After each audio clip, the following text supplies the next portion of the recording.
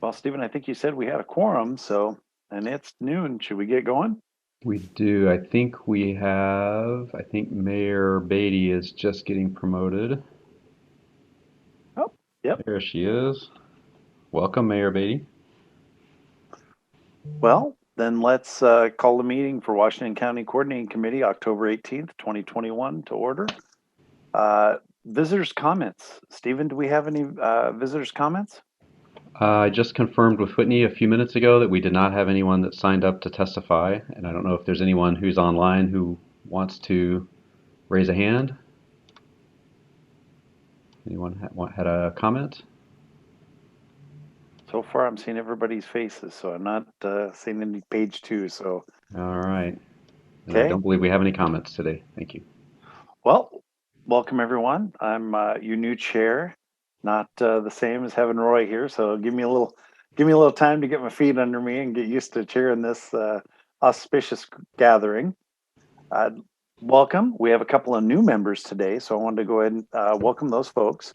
So we have Commissioner Fye from Washington County. Hi. And then we also have Mayor Beatty, who has now joined us. Thank you, Mayor Beatty. And we also have an alternate for Mayor Calloway today, Beach Pace. Hey, Beach, how you doing? Great. All right. Well, can we get a roll call then, Stephen? Have you been all the way through, or do you still need to click a couple boxes? Yeah, we'll just do virtual attendance. I think we've got a list here, and we'll just make sure that we capture everybody, if that's all right. Unless, well, I guess with some new members, maybe we should just do a roll call. Yeah, do once around. Yeah. All right. Why don't we do that then? All right. Mayor Jones. Here. All right. Are we saying here? Or are we introducing ourselves when you already did that? Yeah. I'll leave it to you. And I'm going in city order, by the way, just so everybody knows. The Banks so gets to go first because they're alphabetically the lead of the pack. So Mayor right. Jones, Mayor, City of Banks. That's right. So Mayor Beatty from Beaverton. Here. Great, thank you.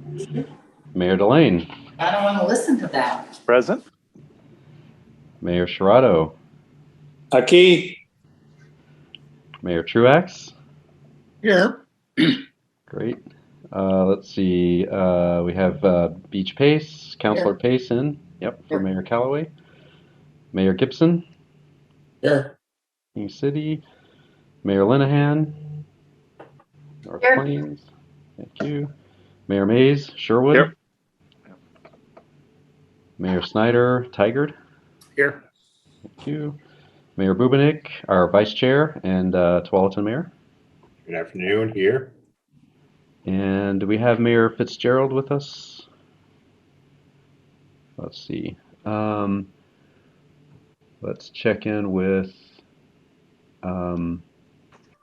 Michael. Can you find out if Kristen Ackerval might be sitting in for Mayor Fitzgerald? Oh.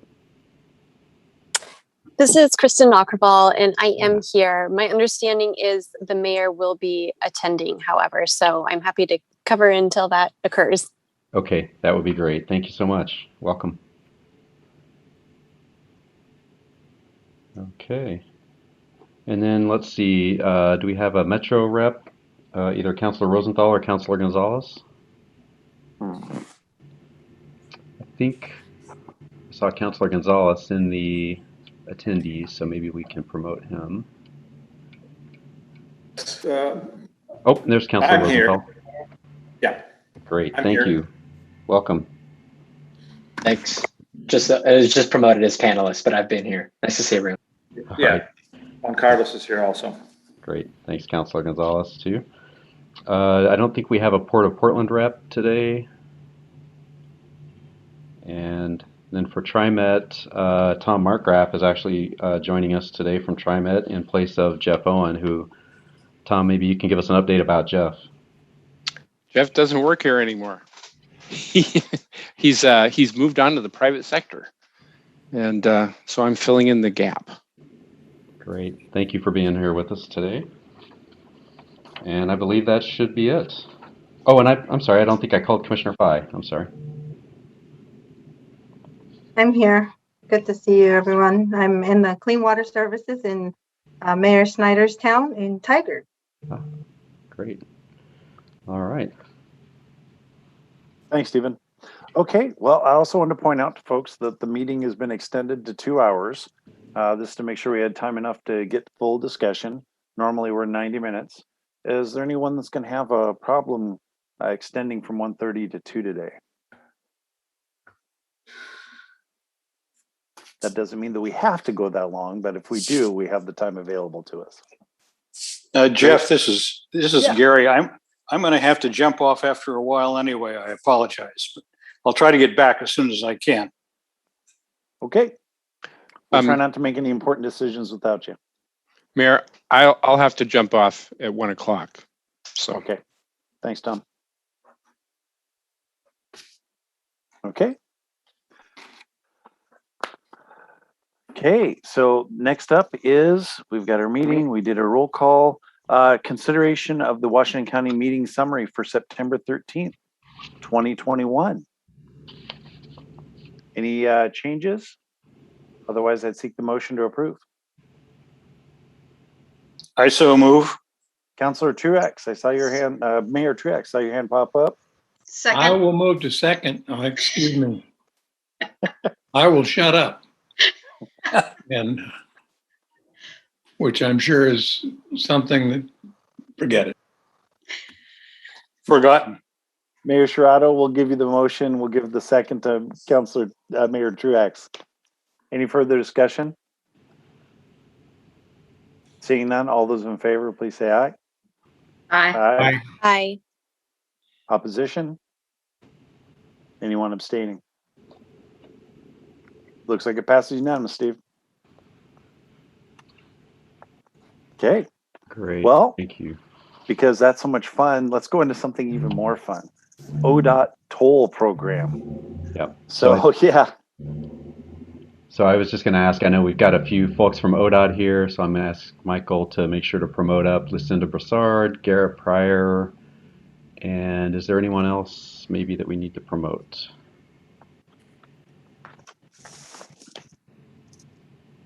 I see Garrett now. Lucinda. Great. Do you have anyone else on your team that you'd like to have promoted up, Garrett or Lucinda? I don't. I can share the screen on the PowerPoint if need be for that, Lucinda. Yeah, I think we have your presentation loaded up and ready to go, Michael. Can you confirm? Okay. I have the slides up. Just give me 1 second. Great. Great. I'll give a quick intro. Really, the purpose of this is to increase our understanding of the ODOT toll program, including any key components, opportunities, and provide opportunity for questions and discussion, and really prepare your representatives for the upcoming Mpac action and the potential Washington County Coordinated Committee's comment opportunities.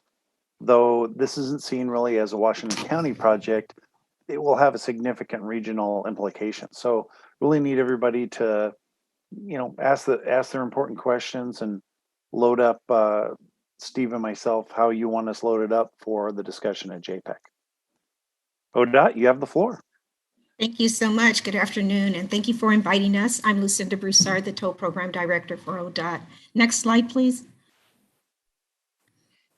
So we're going to kind of do a little history, and then we'll come up to what we're doing currently. So back in 2015, 2016, the governor did a state view of what was going on and basically asking where are the bottlenecks in Oregon. 2 were identified for sure, which was Rose Quarter area, and then along the I-205.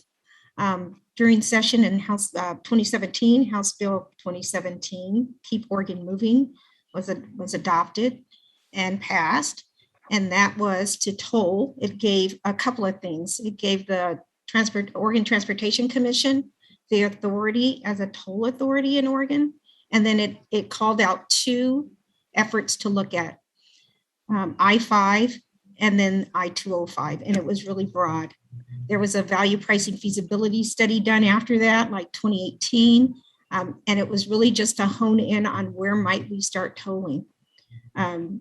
I-205 was identified near the Abernathy Bridge. It was a 7-mile section of the I-205 improvements project, which went from OR 213 to Stafford Road. And then the I-5, which was Multnomah Boulevard to North Going Street. Those were the two projects that came out of the value pricing feasibility analysis. In 2020, there was an effort that launched the Urban Mobility Office, which really was to handle all the mega projects with those 4 strategies of climate, equity, safety, and mobility. And sustainable revenue was one of those also. In 2020, we also went out for the I-205, just that I-205 improvements project. We had a huge community engagement. I think I came and spoke a few times during that time. We asked for comments back, and one of the main comments we heard was, how come you're not tolling everyone, and you should system-wide toll? We did adopt that in 2020, which we're going to talk about, the Regional Mobility Pricing Project, and then the I-205 Improvements Project, which has the toll on it. So it became bigger, wider, but more systematic. In 2021, House Bill 3055 actually gave us some flexibility to do some financing. And one of the first things you'll see happening is next year, 2022, is the start of the Abernathy Bridge, that reconstruction, so that it's earthquake ready if there's ever a Cascadia event. Next slide, please. Here's a chart of the Urban Mobility Office. As I said, we had 4 on there, but reliable funding is definitely one of those. How do we do all of this work without making sure that we have some stable financing or funding to do it? But climate change is important. Congestion is always important. And how we deal with diversion, what does that look like, and how do we handle that? Also safety measures, and of course, equity, high on our list. Next slide. So when we talk, I think we brought this out before as our congestion management was CCMMP. And I can't remember what it stands for because we have since tried to tone that down and not use so many different acronyms and words to say what we're trying to do here. But here are the core projects, the ones in green that we're talking about.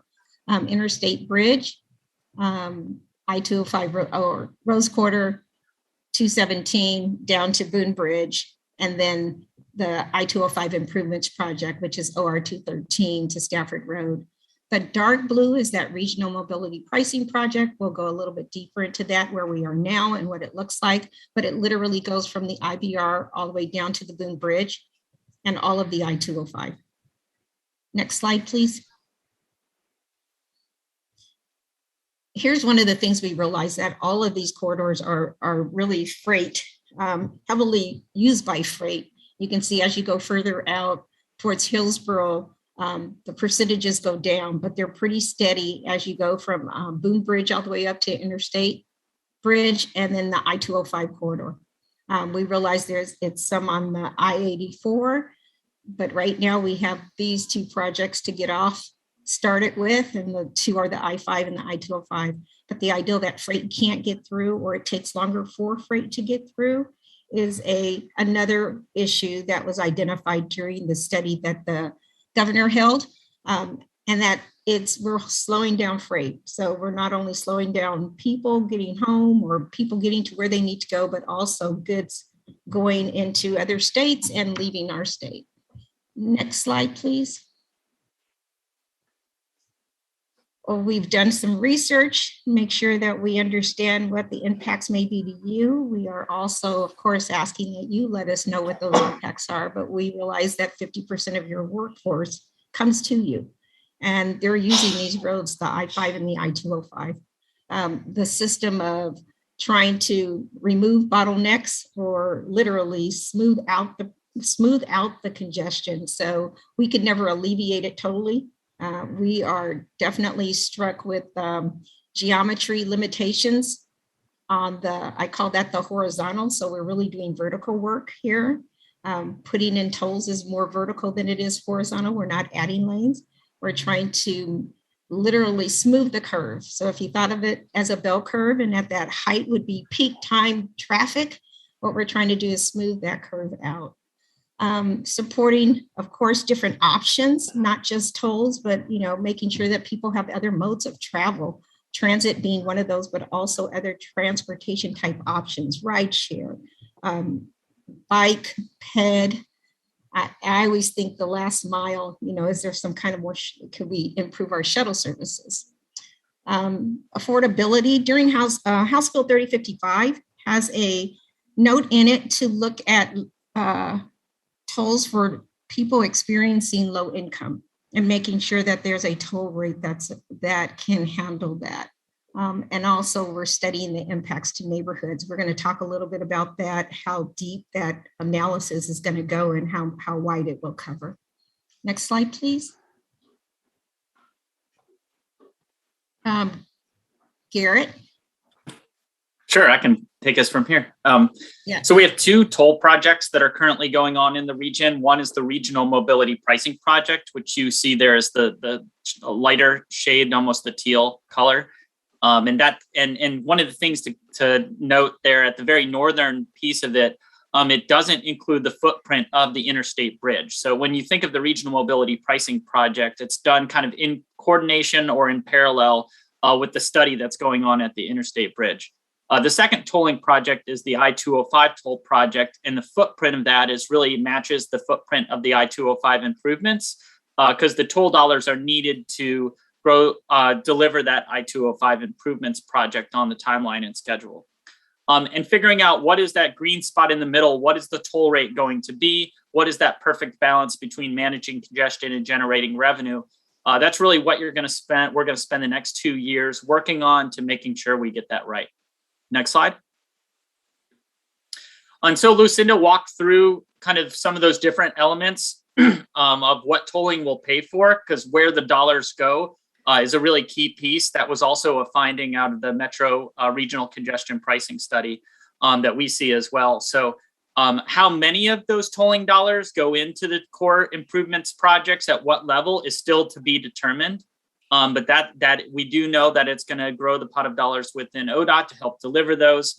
And then for each one of these areas of transit and multimodal, neighborhood health and safety, and people experiencing low income, we don't know yet specifically what those investments are now, but that's where we're working through the process to hear from you all and really through our Equity and Mobility Advisory Committee to identify where those commitments will be. And just to put a timing note on when you'll see the income-based toll rate, by September of next year, ODOT has to deliver a report back to the OTC and legislature on how we would do that income-based piece of tolling. Next slide. And so this committee, the Equity and Mobility Advisory Committee, we've been using them to kind of center and lead our process, and they report directly to the OTC. So ODOT, we're really just a support to their work. And they have a draft set of recommendations and key statements that I would draw your attention to, as far as these are ideas that are being put forward and are going to help inform the process. And so as we get more information coming up from the projects that I'm going to talk about here in a second, there'll be a marriage or a commitment by ODOT and the OTC on those options that will best advance equity. The next slide. And so when will tolling start? So this definitely isn't a done deal yet. There's plenty of time and review process to be under. Starting at the top bar, the I-205 toll project. So the reason why you're seeing an amendment coming to Mpac and to Metro Council now is because FHWA wants us to have that amendment in place before we get through the environmental review process.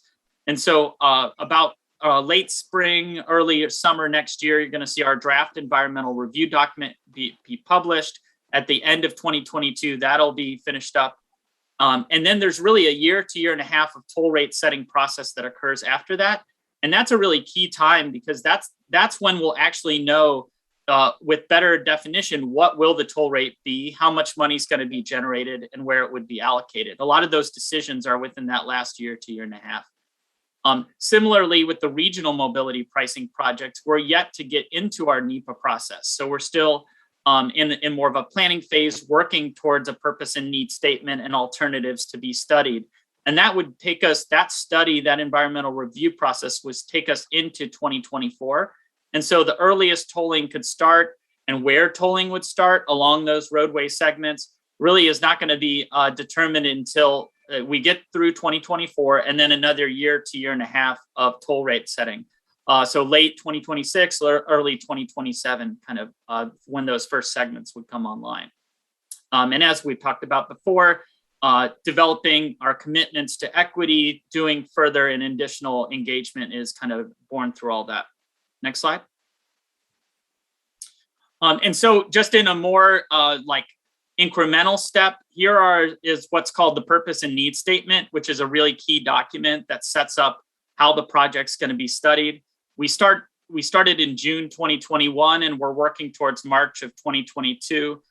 There are some regional workshops coming up on November 9th and 10th that you've been invited to. We would love for you to attend, and they're going to help us craft and weigh in upon what are the different concepts. How do we balance these needs for equity and mobility and climate and congestion? And so we'd really love your feedback in crafting that and getting to next March. Next slide. So just a couple of slides and then we'll be done talking here. So the I-205 toll project, really the amendment that's going through now is to make the I-205 toll project and the description of that look very similar to what is there for interstate bridge replacement, meaning that these are projects, the I-205 improvements project has already been identified in the fiscally constrained RTP. What this will do, we see it as just updating how that project will actually be paid for to match the description of other projects that are already in there. Now, I know there's a lot of interest. Let's go to the next slide, please. Actually, go one more slide. I'll come back to this. So I know there's a lot of interest in, like, if this project is coming through, is this our only opportunity for tolling and congestion pricing policy? The answer to that would be no.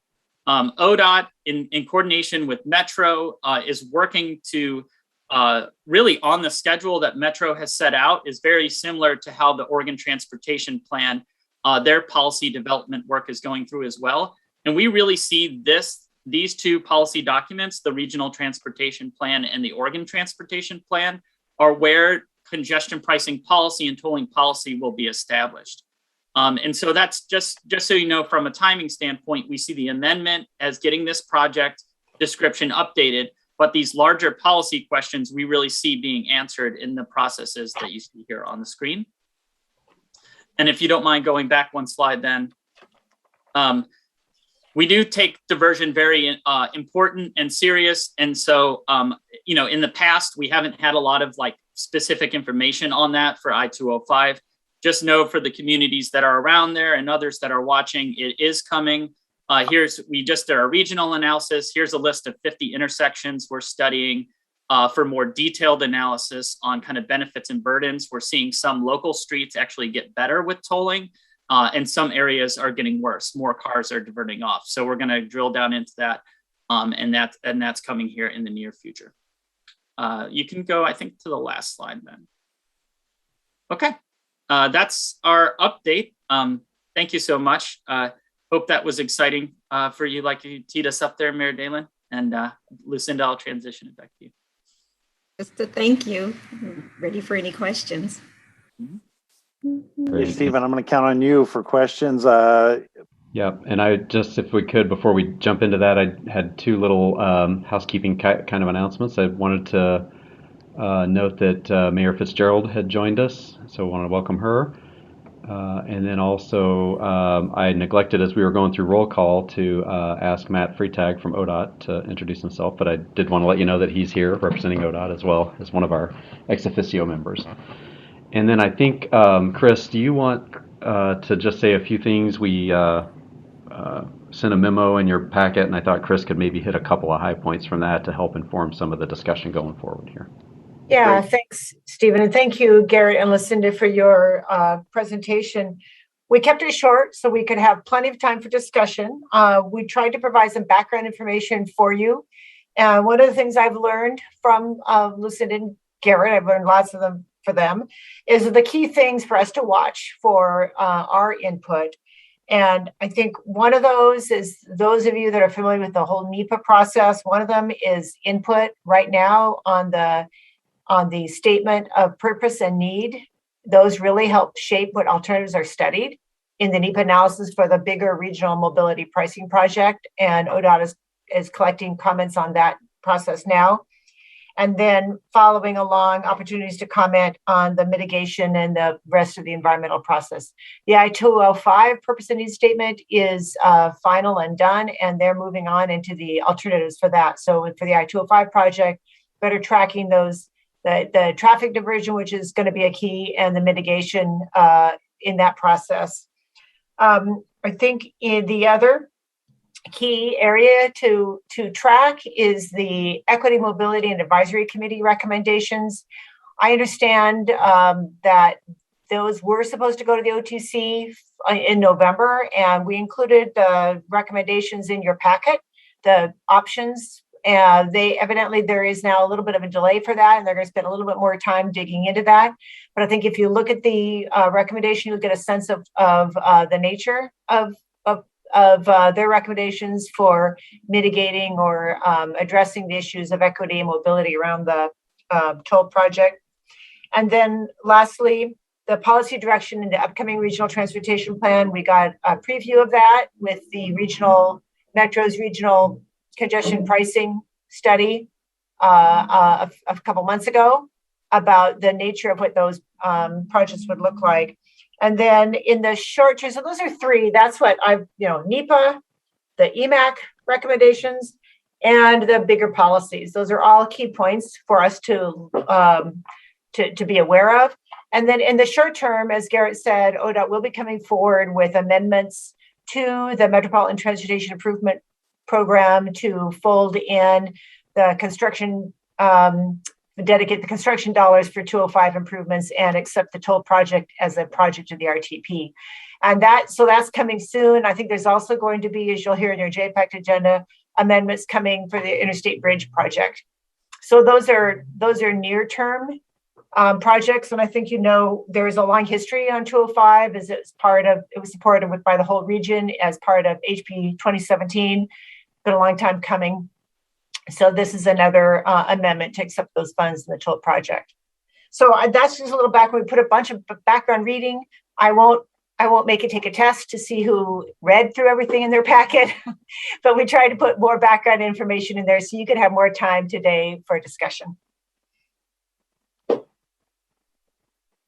To that end, questions, comments? See, Mayor Truax has his hand up. Pete? Thank you, Chair, and thank you, Lucinda and Garrett, for good presentation, and Chris for your explanation of the memo that accompanied this. I would like to draw attention to that memo, of the fifth bulleted item, second paragraph, I guess, would be the third bulleted item.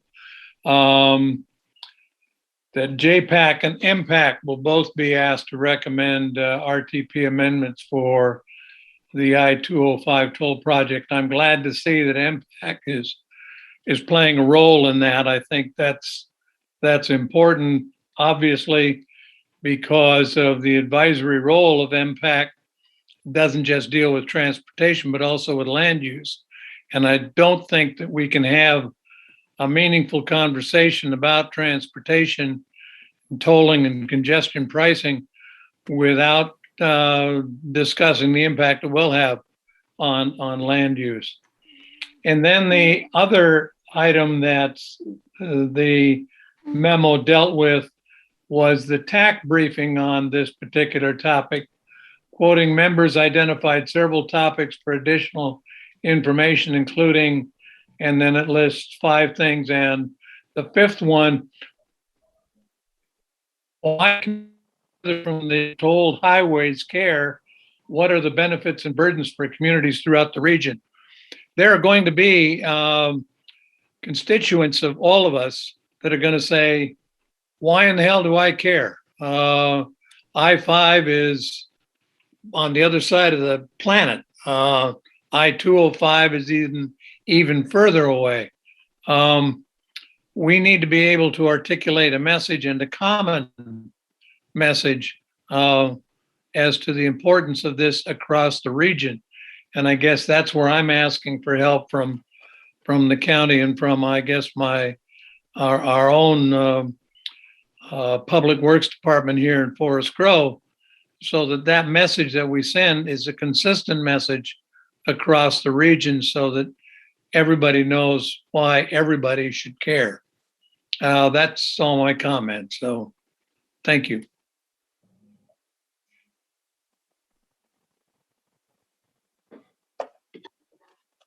Mayor Beatty, are you next up? Steve, is that what you had? Go ahead, Mayor Beatty. Okay, thank you. Thank you for the presentation. Thank you for the packet ahead of time. As you know, mayors have been talking about this for quite some time. I still have a couple concerns on the top end when we're talking about equity and what that prices will be. We as a region do really well when it comes to very deep affordability, those that like barely make any money, but we have a lot of working poor people in our community that make more than 30% AMI, which is typically what we start to look at when we look at programs like this. So I think I need to truly understand what you mean by making it affordable for people to drive and like not connecting it to programs like food stamps or TANF or stuff like that, because that tends to be a really important group of people in our community, but it still doesn't represent two people that are working full time, making a little bit more than minimum wage that are barely getting by. My other concern is I know our goal is to, it doesn't impact Beaverton as much because where the tolling piece is. And to Mayor Truax's point, we have a lot of people commuting from my community to other parts of the region. So I think it does impact us to a great degree. My husband commutes from here to Clackamas every single day or from here to Salem, depending on which military base he's assigned to at the time. He's not able to carpool because there's very few people that have a job like his, and we don't have a transportation system set up for him to use. So when we're talking about asking people to use alternative forms of transportation, we don't have the alternative forms of transportation set up to make this kind of thing work. We can't say, take a bus. We can't say, take the MAX. We don't have a train for people to use. And so I know this is forward thinking and aspirational, but in today's time for Beaverton that lives north and south of the MAX line that goes only east and west, what is our community supposed to do when we're asking them to consider other things? There's not places to carpool and park. There's no parking at the transportation sites that are already, the three major ones in Beaverton have very limited parking, only two of which have one. One has no parking where I'm at, sitting in the round. So I think those are the things I'm going to be looking at when we're kind of coming to this next thing. Like, what do we mean by affordable? What do we mean by utilize alternative forms of transportation? And I'm also interested in the list of the 50 intersections that you guys are researching, because I also think the other thing we have to think about is all of the people that can't afford the toll are going to be offloading into our communities, driving on our arterials. And how do we make sure that this money is coming back to communities like ours that don't have a highway trust fund, that don't have a lot of money to fix the infrastructure we have? And now we're putting a ton of people on our roads. So I want to see what the cost breakdown is. And I know we haven't talked a lot about where money is going, but I think we need to keep in mind cities that do a lot of this work. It's not just counties and it's not just ODOT. We maintain a lot of roads as well. And how do we make sure that we stay whole in this process? I'm gonna start, and Garrett, you can fill in. So back in, I think it was September 2020, Oregon Transportation Commission set a policy that tolls collected on a corridor would stay on a corridor. We haven't had those meetings yet, which we will be starting to have with everyone regarding setting up corridor boundaries, which would say that that money was here and it goes to this area. So that's kind of where the money is right now, at least the big broad picture, not specifically what it goes for, but where it would land. Regarding equity and the low income or people experiencing low income, our Equity and Mobility Advisory Committee is taking that up now and thinking about how to operationalize that. Like, what does that mean? Not just saying low income is X. They are looking at all of that. I mean, I would agree with you. If we did it, we would go by what the norms are. But the committee actually can dig a little bit deeper and find out what the needs are of the community and bring those forward. So we're depending on them to kind of give us that base level of what low income would be. And then the Transportation Commission would then take that up because it is a law that we have to do. So there will be something done for people experiencing low income. And I think your third thing was diversion, and the many different places people may go. For what we're showing now, the 50 intersections all have to do with the I-205, because that's the project we're working on. The RMPP, or the Regional Mobility Pricing Project, that the bigger one, hasn't been done yet. So we don't have a deep dive, or we don't have those identified yet. But we would go through the same process of trying to find where the impacts are, asking all of you to identify them for us so we could do a deeper dive on those. But the 50 that we'd show you right now are all around the I-205 project area. Go ahead, Garrett, if you had anything to add. No, I just say I think you brought up the excellent questions that we're working on and that are at the forefront of our mind as well. And I'd say in the future, when you get further along in that environmental review study process, you'll see a lot of what we're doing on I-205 be done on the regional project as well. So we'll start identifying those intersections around I-5 that are happening. And then specifically the gap between Beaverton and Clackamas, I used to work for the city of Tualatin, and we've heard longstanding that that's a real gap within our region. We thought the Southwest Corridor was going to be a leg towards building that, but through working with TriMet and SMART and others in our transit multimodal work group that we're convening every other month, we've been trying to figure out what are those transit needs that we can put in place. Is it the bus on shoulder, express bus? Or are there more low-cost measures like drastically increasing the number of van pools that are in the region, or car pools, or other types of systems, which we really lack behind when you look at other types of more lower-cost mobility pieces compared to other regions in the nation. So pursuing answers to those questions, but you hit on the right ones. All right, and I think Mayor Bubenik had his hand up next. Yes, hi. Just two questions, and Lucinda, you kind of did a great segue for me. About the funds staying in the corridor, obviously I-205 is going to be the first tolling project. And as you've heard many times from us in Tualatin, you refer to the idea that the money will stay in the 205 corridor that's raised in the tolling. We have concerns that those funds would be diverted possibly to fund the Rose Quarter improvements. So the goal is still there, and is it excuse me, is it a hard and fast rule that where the money is raised will stay in that corridor? That is a policy that the Oregon Transportation Commission did set. All right, okay. And second thing, on those 50 intersections that you're looking at, it's really difficult to look at that slide and see, here in Tualatin, is there a better picture, a better image, or a document you can shoot me so I could see what you're looking at in Tualatin? Go ahead, Garrett. Yeah, we can. And the Tualatin also includes, we have other maps that look at our environmental justice, our income, race, and others. And those they have a larger footprint in Tualatin than the intersections maps. But we'll make sure we can send both of those out to the entire group so they can. I'd like to see that too. Yep, I'll send those out. Yep. Appreciate it. Thank you. Those are my two questions. Yeah. All right, and then Councilor Pace had her hand up. Good afternoon, everyone. Hope you're doing well. Thank you for the briefing.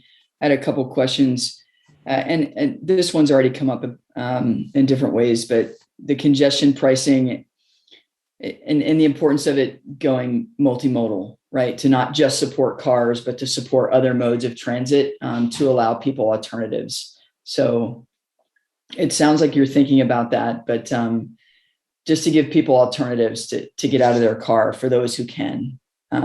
Has there been thought about that, about, putting some of that money into investing in those multimodal modes? So we have set up, I think it was in 2020, our regional transit multimodal working group, which is identifying the transit. And right now it's very specific, again, to I-205 because we're further along there. So it will work for the regional mobility pricing project also, but to identify what transit is there, what transit is supposed to come, and where we can help with that. Because there has to be, part of the thing for tolls is if there's tolls, there has to be additional modes of travel And so that's what we're working on, identifying not just transit, but maybe shuttles, as Garrett mentioned, bus on shoulder. I mean, there has to be some other ways to make this work. So we are exploring all of those. And I can say that right now, we don't have any of them nailed down, but they're at least all out on the table as we look at everyone's plans and, try to marry where we're going to be with where everything else is coming in at. Right. Okay. And then when we're looking at the climate impact, I mean, we're looking at congestion, but we're also looking at climate impact. Has there been any thought about, sorry, I'm going to use a military term here, choke points or bottlenecks? Have we looked at bottleneck areas like coming out? I know we're talking about 205 right now, but in the future where there's other bottlenecks, like going through the tunnel from Hillsborough, Beaverton into the city. It's not necessarily the tunnel that slows us down. It's the turns onto 405 north and south. And and then that causes idling. And so has there been thought about mitigating those bottlenecks or choke points? So the congestion, literally the Oregon Transportation Commission is charged with looking at places that have bottlenecks, which are congestion. So choke point would be Rose Quarter is a choke point, and it is part of our regional mobility pricing project. So yes, we are looking at that as one of them. And I think the other one was the I-205, actually, where the improvements project was identified as another choke point in the state. So those were the two biggest, and those are the ones we're tackling now. Okay. And then the last question I have is really based on, the experience that I have. I grew up in New Jersey, which the word New Jersey translated to any other language, just for your information, translates to the land of many tolls. Yes. Just for all of you. I worked there before. Yeah. And what I noticed there growing up there is that the tolling didn't necessarily change the habits of the drivers. It's at the time it was the most densely populated state in the nation. And a lot of that was because people were commuting into New York and Philadelphia, but it didn't change the volume. But the pricing continued. And so if we don't see a reduction in use, or even a spreading out of use where people go earlier or later or off peak times, will the prices just continue to go up in order to get people off the highways, or what is the thought there? New Jersey's plan and the plans that they have were not to have people come off the road. That was not why they tolled. We're tolling congestion pricing with variable rate tolls, higher during peak, lower during off peak, to try to get that shift. New Jersey is not trying to get the shift. That's not their plan for tolling. Their plan for tolling was just to raise money. So, yeah. Thanks, Lucinda. Sure. Go ahead. No, I'm good. Okay. But if we don't see the reaction, what is the plan? Like if we don't see the reduction, do you think we'll... I think we're going to keep at it so in the big tolling scheme world, we're trying something a little bit different. We're tolling all lanes in both directions, and we're trying to use price as that thing that's the driver to move some people off and to get that longer trip going versus the trip that you would normally take to your grocery store that's 2 miles away, but you jump on the freeway and take an exit away versus going down your local street, which would be the normal way to do it, right? So we're trying to discourage those trips and encourage the other trips. Okay. And I'll just build real quick to say, when the toll rate's adopted, there's a dashboard of indicators that are adopted as well. It's not a set it and forget it situation. And so we'll continue to monitor, is it meeting those congestion management and other goals along? And that'll kind of trigger or identify what's the toll rate adjustment process to that. So it's something that we monitor kind of once it's in place as well. Great. Thank you, Garrett. And thanks, Lucinda. You're welcome. All right. Mayor Fitzgerald, your hand is up. Thank you. I appreciate all these questions, and there are some of the things we hear from constituents all the time and also from other counselors. And I wondered if you could touch on the methodology that ODOT and maybe the Transportation Commission have for engagement with the citizens across the region. I know you've done a lot. You've had a lot of that. You've got a ton of material on your website. but what is the plan to start getting the average driver and commuter apprised of all of these nuances and attempts to address the concerns that naturally come up? So we do have a robust engagement plan.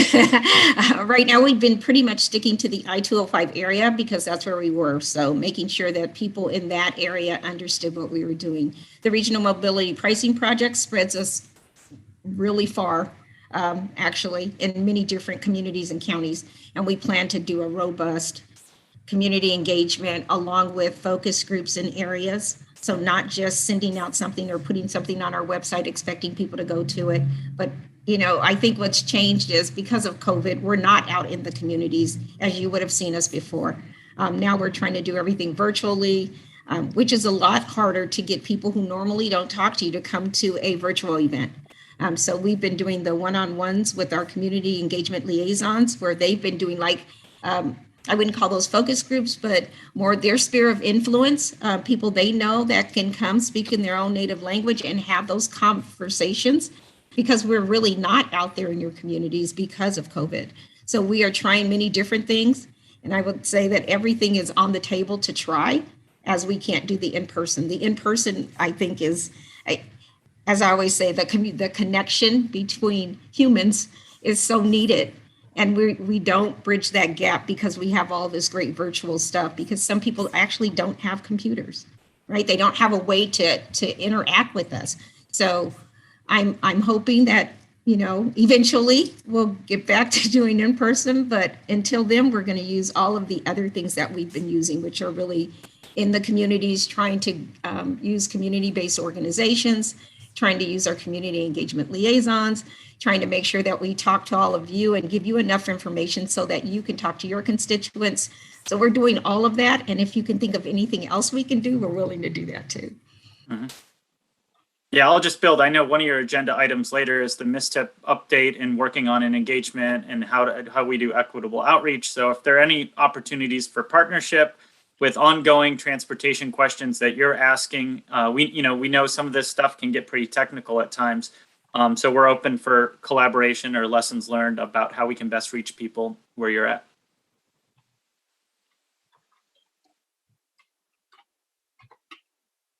Anyone else? I don't see any other hands raised right now. Oh, looks like Councilor Pace like another bite. Yeah, if that's okay. Sure. Am I allowed to take 2 bites? We got enough minute. We got a couple minutes left. Great. So when we're looking at the RMP study, I think it would be important to note that using appropriate modeling tools would be important, like mesoscopic tools. Because what I'm thinking is, will the UMO do mesoscopic full system modeling for the RTP, for RTP Insight or?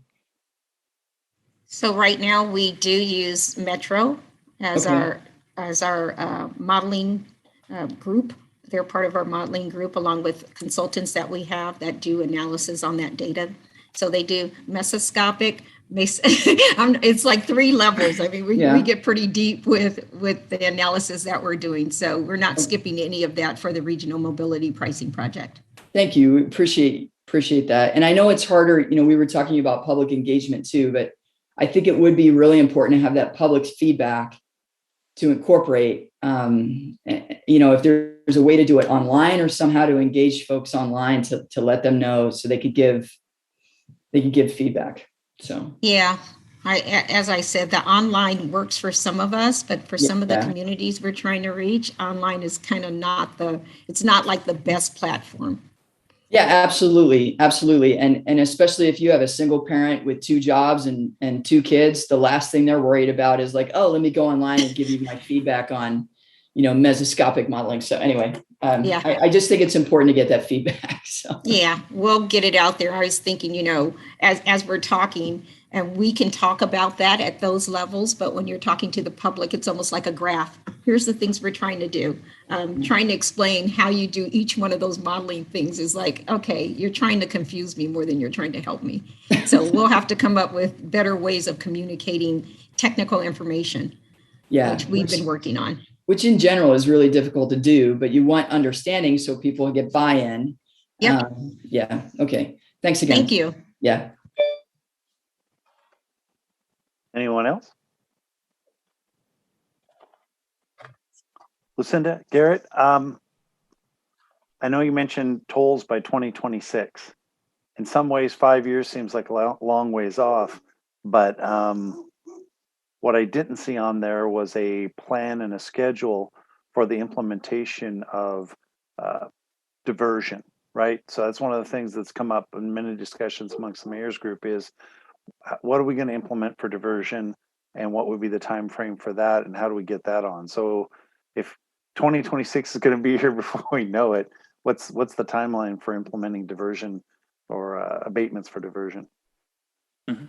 So our mitigation for diversion, we're looking at that as we do these NEPAs. So right now we're on I-205. As I keep saying, I-205 is the one we're furthest along with. So I'll just roll with that one.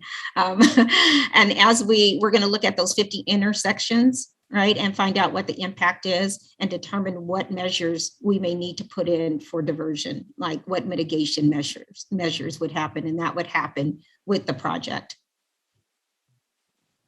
So you'll see that identified in the environmental document, and then it's another year to year and a half of toll rate setting that happens afterwards. So that gives us that like couple year lead time to make sure that those investments for mitigation are delivered on day one of tolling with it. So it's kind of from a time. So you'll see for I-205, you'll see like what ODOT's doing for mitigation. Our first swipe at that when the draft environmental assessment goes out for comment late next spring.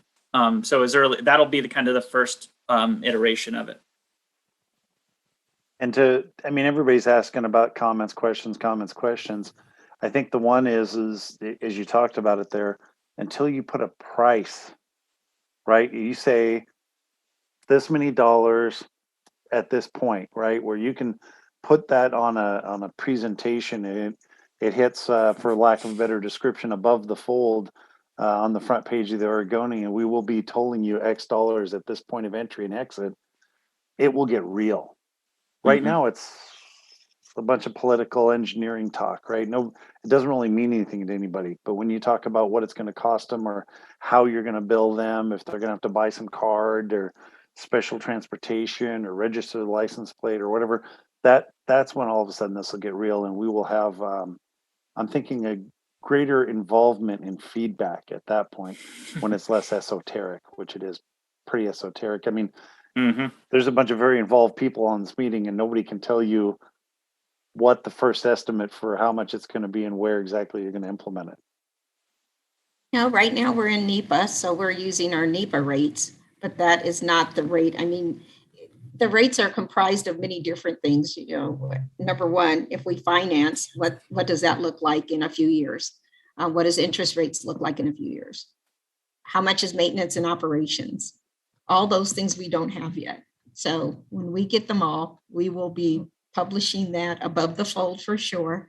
I don't think we're going to make the second page on that one, but we'll come out with it before we hit above the fold. We'll be sharing that with all of you. Well, I want to thank you for your presentations. Mayor Truax, you had some other questions or comments? No, just an observation that if it is above the fold in the Oregonian, please make it on Wednesday, Friday, Saturday, or Sunday.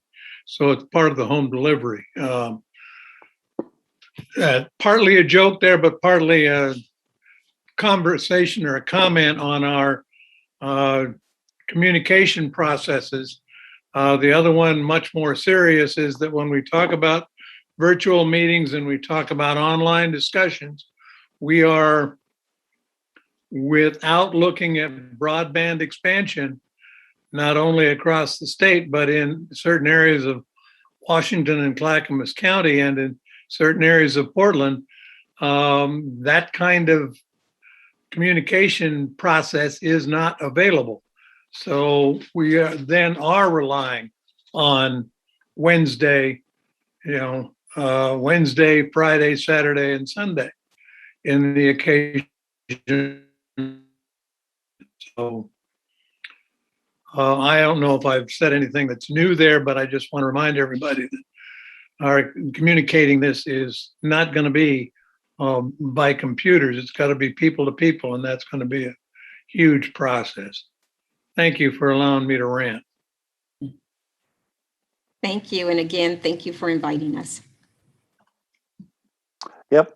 So I think a quick wrap is, folks, make sure we need to be able to get our input into the NEPA analysis, continue to provide feedback to Mpac on their recommendations, and then the policy guidance that will be coming out of JPAC and MTIP will be very important going forward. Okay, if there's no other questions or comments,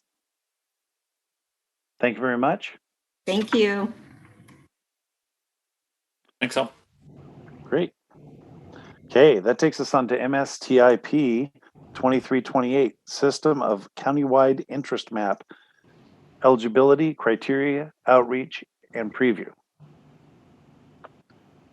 Thank you. Chris, And so, Aaron? yeah, Chris Steffenbach and Aaron Wardell are going to run through the presentation, and then we'll be happy to facilitate some discussion and answer questions. Yes, thank you. And I think Whitney's loading up the slides for Aaron. I'm going to turn this over to Aaron pretty much for the presentation, but I do just want to say a couple things.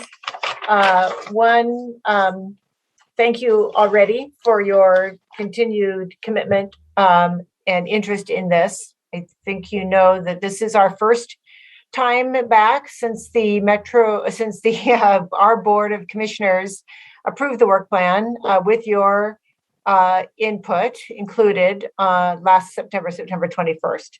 So we are back to talk about some of the first steps in this. We want to share what we've heard from the City Council briefings. We've been to 8 and we have North Plains left to go. They've been extremely helpful to us, and I hope they have been to you. We want to talk more about the eligibility criteria for MSTIP. We think that's a great starting point and dynamic discussion. And then some previews of some of the upcoming engagement work we have. So I'm going to turn this over to Aaron Wardell, and I think I've already covered the second slide, pretty much. Okay, let's go to the next slide. So go to the next slide. I think I've pretty much covered this, and we'll tell you what's up. So I'm going to turn this over to Aaron, and Stephen and I will be here to jump in as needed, but go ahead, go for it. Thanks, Chris. Next slide, please. So as Chris briefly covered, we have completed several city council briefings. We still have North Plains on the calendar. If you have not had a council briefing, there are a handful that we didn't go to. We're still willing to do that. So just let us know if you've changed your mind. We're always happy to do that, or just meet with your staff. In these briefings, we have covered the history of the Major Street Transportation Improvement Program. We've covered our work plan approach and schedule, and we have requested engagement coordination with each of the cities because we know that you know your community best, and we want to better understand how to work with each community. And then we've been there to answer any questions and comments, and we've heard a lot and we've learned a lot. Next slide. So we have heard support for the MSTIP program and continued partnership. We've heard support for continuing and actually increasing maybe the Opportunity Fund. That's been a hugely successful program. We have heard support for helping us with that engagement that I just talked about. And then we've heard interest in updating the System of Countywide Interest Map. And so we will be bringing that forward in a couple of slides to take a first look at, and then bringing it forward for a recommendation from you next month.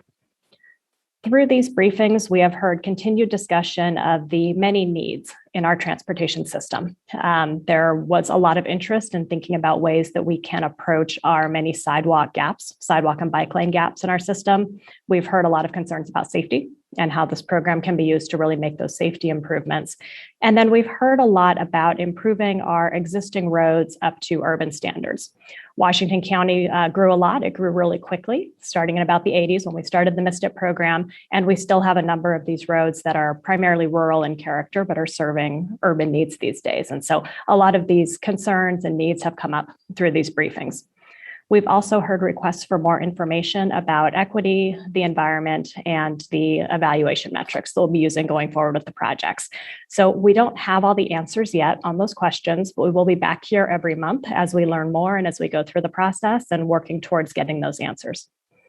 Next slide. So I want to start the discussion about the eligibility criteria. In the past MISTIP cycles, we've used these as the criteria for when projects are eligible for MISTIP funding. It's that a project has to meet multimodal needs, be located on a roadway of countywide significance, rank as a high local priority, which we interpret to mean is adopted into a transportation system plan or another plan document, and then that the program as a whole has to be geographically and financially balanced across the county.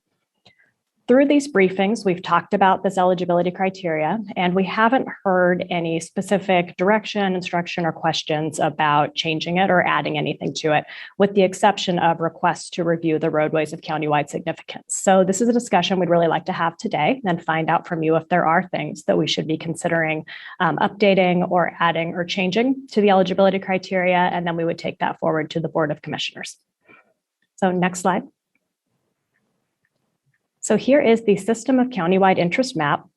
This map was created, as many of you recall, in about 2007 to help inform the MISTIP program. It was updated most recently in 2016. It was intended to reflect the major streets in the county, that is, streets that are carrying regional traffic and are serving really a regional benefit. So it was intended to show every arterial and then some collectors that were determined to show collectors that were determined to carry regional traffic. So the reason we would like to take a look at this again is that we have all been engaged in planning projects. Some roads have changed classification, some roads have changed their function. And so we want to be able to have the opportunity to take a look at this map and make sure that it most accurately reflects our regional system and that it most accurately reflects roads that we would like to be eligible for MISTIP funding. So we reviewed this with the TAC at their last meeting. We have asked them to bring forward any proposed changes to the county by October 27th. So if you've already been working with your staff, you may have already heard this, but just know that that is a deadline for proposed changes to this map. Next slide. I'm going to move into talking a little bit about our community engagement update. We have been working towards negotiating a contract with Espousal Strategies. That is John L. Bell's company. He will be working with subconsultant Central Cultural, Kirsten Pennington, Amber Ontiveros, and Point North Consulting. We haven't yet been able to give them their notice to proceed, but we're hoping to do that later this week and have them get going on this work. Their first step will be developing an equity framework, and they'll also be developing our outreach plan. We are still intending to do some amount of our engagement this year, and so we'll be working on targeted engagement with our historically excluded communities. We'd like to work through those established committees and organizations, working in coordination, of course, with city staff. And then we're intending to do an online open house in the fall-winter timeframe, and then we'll be doing another one in the spring when we know what the actual projects will be, but that's our first phase of community engagement that we'll be doing. And next month, we're hoping that John L. Bell himself will be here to talk through that engagement framework and then the draft outreach plan. Next slide. So this slide is sort of a fun visual to share something that we've been working on here at the county. We've been working on developing an Arcgis Online Map that is a really great resource for putting together a number of different pieces that we can use when we're evaluating projects that are proposed for MISTIP funding. So this is an Arcgis Online Map, as I said. It can be shared. We've already shared it with some city staff, and we'll be sharing it with the TAC at their next meeting. We have been basically putting in all kinds of different pieces of information based on briefings, things that we've heard from people that we should be considering as we move into the evaluation phase. So right now, this is displaying identified bike lane gaps in orange. It's identifying in the purple the completed or under construction MISTIP projects. We have a number of other map layers on here that we can turn off and on. We've included things like all of the elementary schools with Title I elementary schools called out. We've included our hospitals. We've included other service locations. We've included grocery stores. And then we've included our high crash incident locations, and the regional transportation plan identified projects, as well as demographic information about the community. So it's a really interesting interactive tool, and we're hoping that it actually can live beyond MISTIP, because I think it could be really informative going forward for how we evaluate projects. Next slide. So TAC assignments. At the September 30th meeting of the TAC, we gave all of your staff some assignments, and here they are. We asked them to provide any requested updates to the System of Countywide Interest Map by October 27th. We asked them to connect us with equity and engagement staff so that we can start convening those staff together and talking about the best way to get information to them so that it can be published in newsletters, the most efficient way to convene meetings, how to work through their meeting schedules, all the things that we don't yet know. Several staff have already done that for us, so we're hoping to get that list completed in the next few weeks. And then we also asked to please follow up and provide us information for community groups that the mayors or the city councils requested we brief as a part of those briefings. Some of the groups we heard about, we know, like we can set up briefings with school districts, which is one that we heard. We'd also heard about reaching out to the chambers, but some of the feedback we heard were internal city committees. And so we may still need some contact information for those groups. So that's the assignments that we gave to all of your staff. Next slide. So our next steps, as I said, we will be here every month, I think. And so next month, we will come back to ask for a recommendation on updates to the System of Countywide Interest Map. And we'll also be back again, hopefully with John L. Bell here to give an overview of the equity framework and preview our engagement plan. And I think that's it for our slides. Can I see the next one? That is it. So we are now open for any questions. Stephen, are you seeing any hands? I do not yet. No. Questions, comments?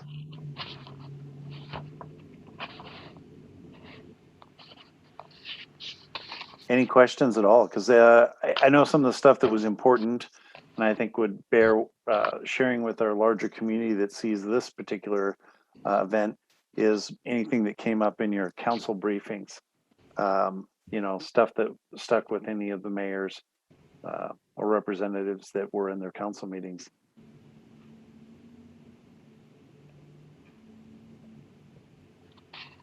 So quiet. Everybody got talked out on the last issue. Hey, I would know from in particular from ours, we did provide, and when we talked about was that that regional diversity and equity, right? That this is that we see some projects all throughout the entire county, right? Because everybody contributes to this, so everybody should benefit. So I think that was one of them that I know echoed loudly in our council meeting. And then I think if you don't have it this week, maybe you can send it out as follow-up is, what does it take to qualify? Is there a traffic? What is the criteria that gets you on that county road of significance? Erin, is it easy to just spout off a couple numbers? It is. So we've intended it to include every arterial. So if we're missing any arterials, that's easy. We'll add that. And then as far as collectors go, I believe that when the map was first generated, they did do some travel demand modeling to look at roads that carried a certain percentage of regional traffic. That's actually not something we planned on doing this time around. We just want to check in with all of you. And if you have a collector facility that you think and your staff think should qualify, you think it is carrying regional traffic and serving that function, then I think we're open to it being proposed. The WCCC will be making the recommendation to the Board of Commissioners. So if we're proposing things on the map and you are all comfortable with them, then you can make that recommendation to the board. Yeah, the one that kind of jumped out at me as I looked through it that Pete and I would probably talk about is like the extension of 47 up to the all the way up to the roundabout, right? It kind of falls short in both areas up there, but I think that has dramatically changed its use. We already had the other northbound connectors that get you out to 26, but I think that farther west one in Forest Grove might be something that would be an example where the traffic use with the expansion of the residential areas up there really probably has got it to get up to the right level now to expand out there. And I'm sure there's a lot of stuff around the South Hillsborough area. You know, Councilor Pace could probably talk about that has probably jumped into that same area. Oh, we got some hands showing now. Commissioner Yep, Commissioner 5 was up first, I think. My internet is also seems to be a bit spotty. Can you all hear me? Yep. Okay, great. Thank you. Should I call you chair or mayor? I think we'll work it out. But one other question I had, Chair, is to Aaron. Actually, great presentation, Aaron. And my question is super low lift, and I'm wondering if you could explain the countywide interest map, where it fits in the work plan, and how is it different from the project selection and solicitation process? Yeah, thank you for that question, Commissioner Fye. So I believe the origin of that map, it was created back in 2007, and the origin of the map was to really focus what projects would be eligible for the MISTIP funding. The intent was to identify the major streets that are eligible for the Major Streets Funding Program. When we think about how that plays out through the process, we have used it as a part of the base eligibility criteria. So when we ask for projects to be submitted, one of the checkboxes on that is that project located on the map? Is it on one of these identified roads? And if it is, then it goes forward through the process. To talk a little bit more about how the projects are actually submitted, the way that it has worked previously, and I believe the way it will work this time, is that the projects will be submitted by members of the WCCC TAC, so it will come from the staff level, and the projects that are submitted will need to meet all of the eligibility criteria. So that's how that map will play in when the cities and the county are determining which projects should be submitted for project evaluation. Does that answer your question? Yes, absolutely. And so then now makes me wonder, in the work plan back in the summer or when we were doing earlier, you talked about the criteria for those selections. And then, so I just want to make sure people know what can be submitted in the countywide, because we're not just talking about pavement, we're talking about transportation, we're talking about multimodal, and so it's not just it's major streets because the money is for major streets, but it's really looking at everyone that utilize that street, right? It very much is. And another one of the eligibility criteria for projects is that they need to meet a multimodal need. So when we're out there building our Major Streets Program projects, we're not just building travel lanes for cars. We build the sidewalks, we build the bike lanes, we build stormwater facilities at the same time. So it really is a part of building out our complete system for all of the users. And I think to your question, Commissioner, we'll be talking more specifically about eligibility, or not eligibility, but evaluation criteria. So right now we're really thinking about eligibility, and that I think we're casting a fairly wide net in terms of eligibility, and then we'll get further into developing evaluation criteria to help us start to winnow down whatever that list of proposals looks like. So we'll be coming back and talking more about that with you. Thank you. Thank you. And Mayor Snyder, have your hand up. Yeah, Aaron, a couple points. One, just on the topic everyone was just discussing, are the points about multimodal. I think part of a significant discussion at our council meeting, and I don't think Tigard gets to claim original thought to this because I think Beaverton's probably been working on it earlier than we, and we maybe heard about it, but I think there's a desire to reevaluate whether or not all of this should be, street focused and street, like is moving cars or automobiles and whatever, however we want to define that, moving things on pavement in lanes that are not, multimodal. Is that does something have to have a nexus to that? Or can a project be worthy of this money and serve an important regional function, but not have a direct relationship to cars on roads? Does that make sense? Yeah, it does. There's not a requirement that the projects have to add vehicular lane capacity in order to be funded by the MISTIP program. So it could be a project that adds bike lanes and sidewalks. But I think in the past, the criteria has sort of pushed it that way, right? I mean, I guess that you don't think so. You're saying I don't think so. I think that we have some very extreme needs. And so oftentimes when people are asking for major streets improvement funding, it does all of those things, right? It adds vehicular capacity, but it also adds the bike lanes and the sidewalks. But it hasn't been a base criteria. And we have had MISTIP projects in the past that have only built sidewalks.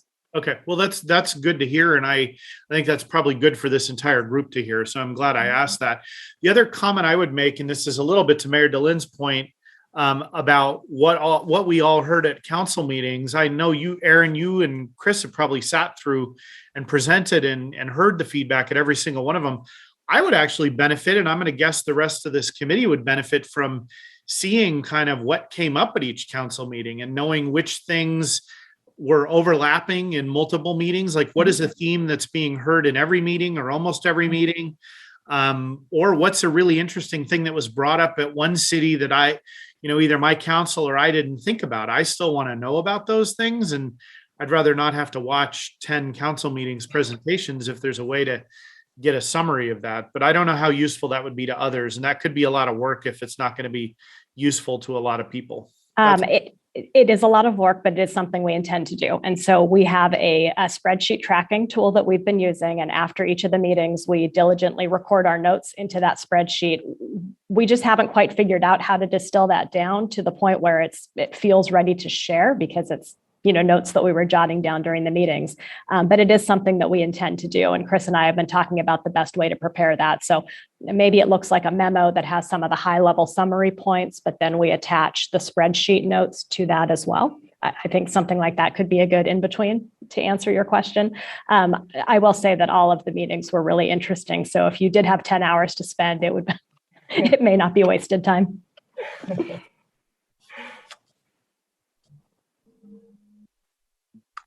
Councilor Pace.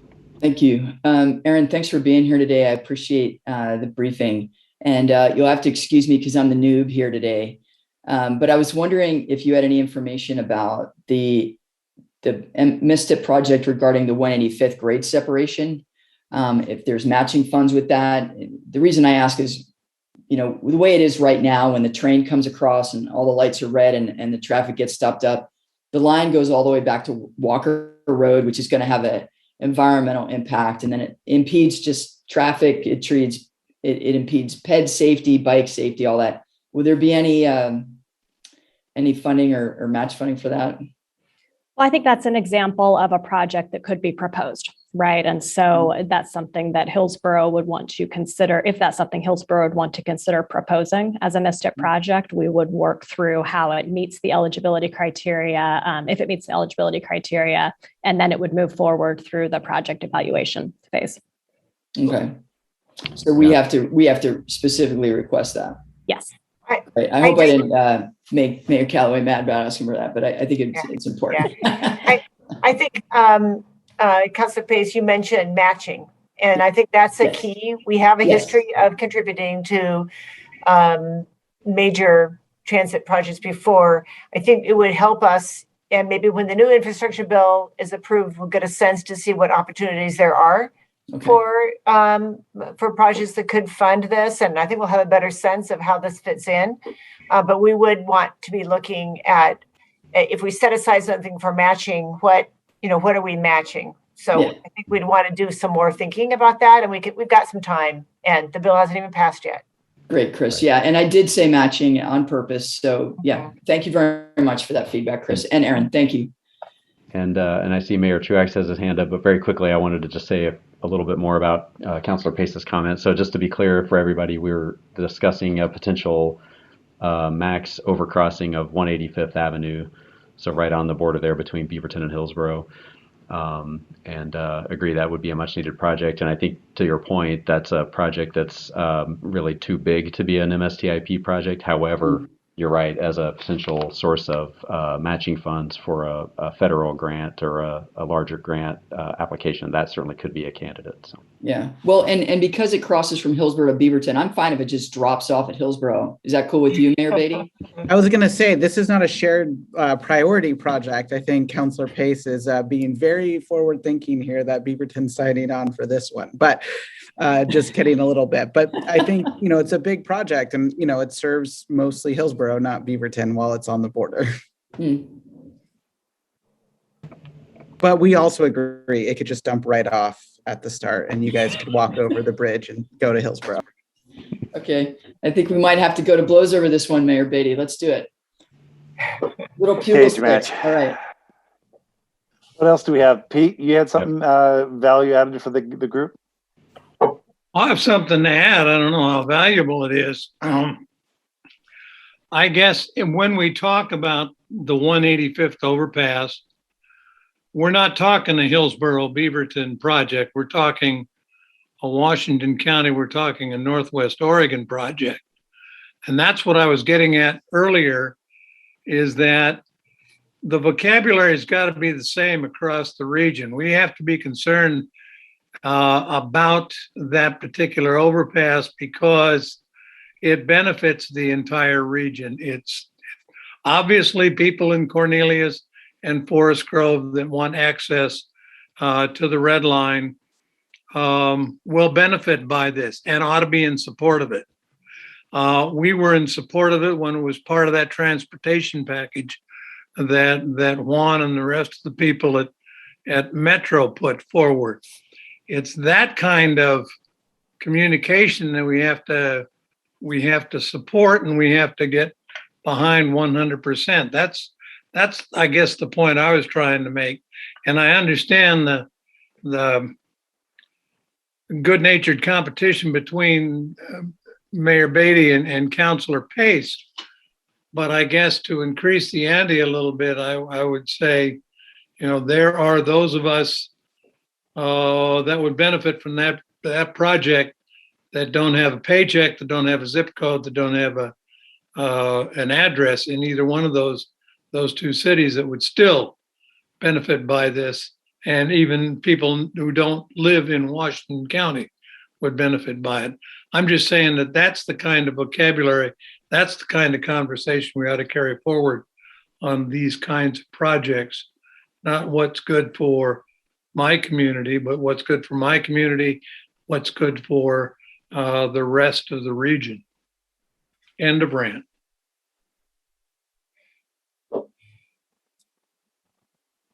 Thanks, Pete. And I think that's one of those things, right? The focus that was made by the predecessors of this group was to not worry about, to keep local streets local, right? That's an important issue and those need to be addressed, but that's a local issue for the cities. These are roads of countywide significance. They have something that carries them beyond just your municipality. And that's kind of been the focus of this in the past. I mean, we used money. One of the examples of this was 10th Avenue, right? The reconstruction of 10th Avenue in Cornelius. That was a freight impediment. That was an impediment. That intersection was an impediment to moving the rock that put together Intel in Hillsborough. That, all of that North Hillsborough commercial expansion, a lot of that rock for it came out of 10th Avenue and south of Cornelius. And the ability for, dually trucks to get through there with rocks, dump trucks with pups behind them, was impeded by the ability of 10th Avenue to work as a good intersection, and the rebuilding and the reorganization of that improved flow in the entire county. So it's very easy to look at that one and see an example. But it does go down to smaller things, right? We've done a sidewalk out of Davis Street onto 10th, which is a county freight route. And that was a sidewalk improvement that was supported by all the industrial development in that area that said it made it safer for the industrial customers to get out of 10th Avenue to get out into the greater Washington County area, and also make it safer for the pedestrians in the area. Right? So I think there's kind of two different scale projects that were involved in this in the history. Any other questions or comments on this topic before moving on?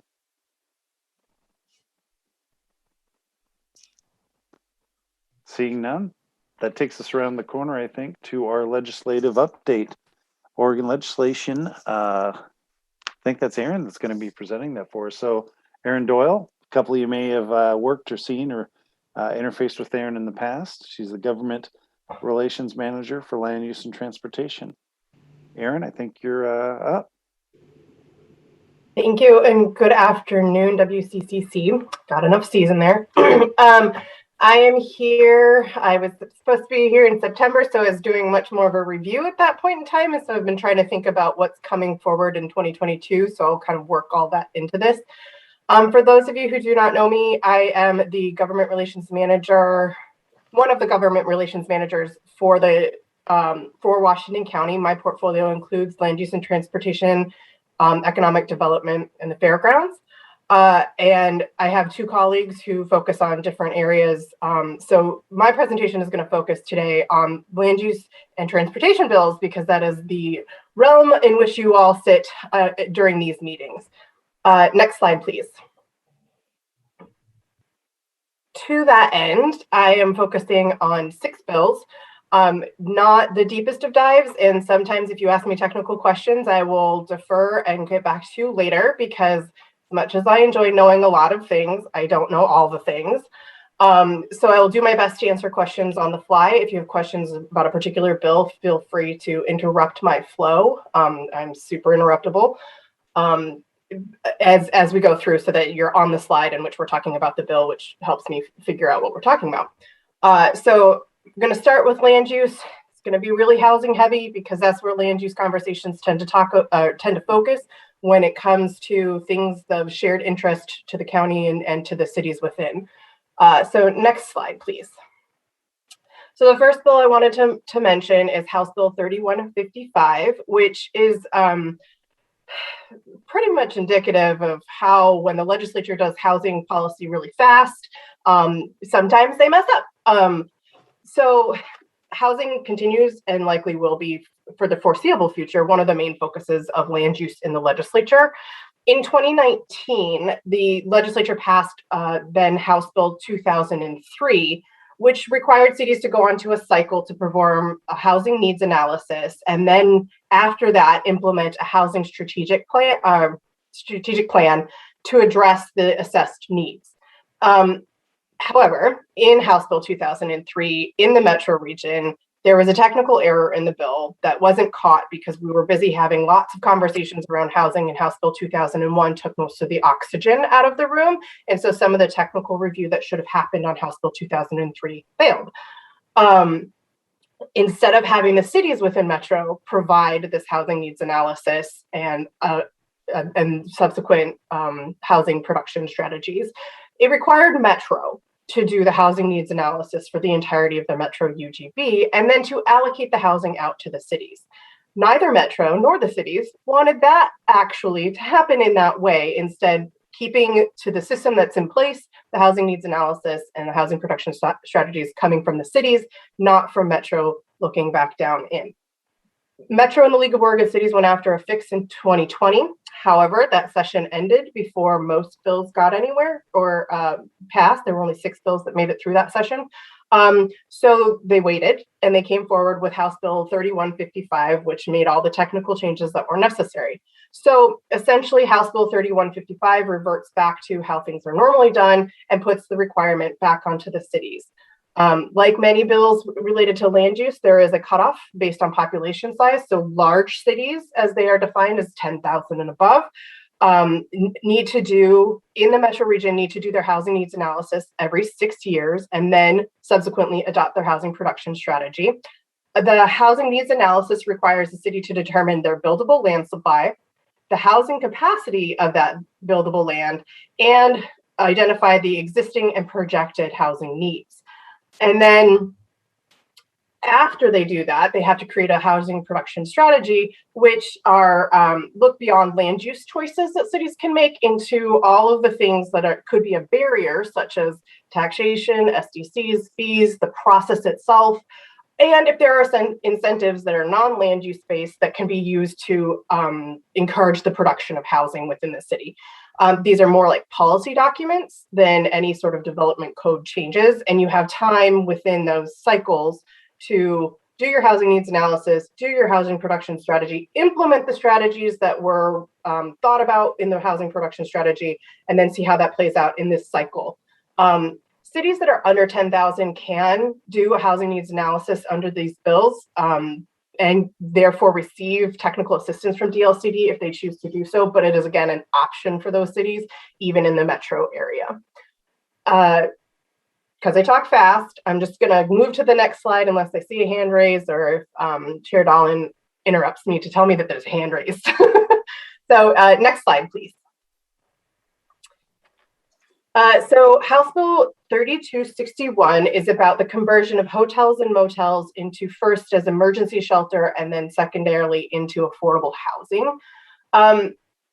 There's been a lot of movement in overriding local land use process, but this bill is not necessarily coming out of a you're not doing it right mentality and more of a we created a bunch of funds that are available in a project called Project Turnkey, but then land use process turns out to get in the way of the timing of all of that, and we may lose federal funding as a result. So in order to avoid money coming off the table that could be used to do emergency shelter, either related to COVID response or related to the wildfires in the rest of the state, they wanted to make sure that the land use process wasn't a hindrance to the conversion of these purchased hotels and motels into emergency shelter.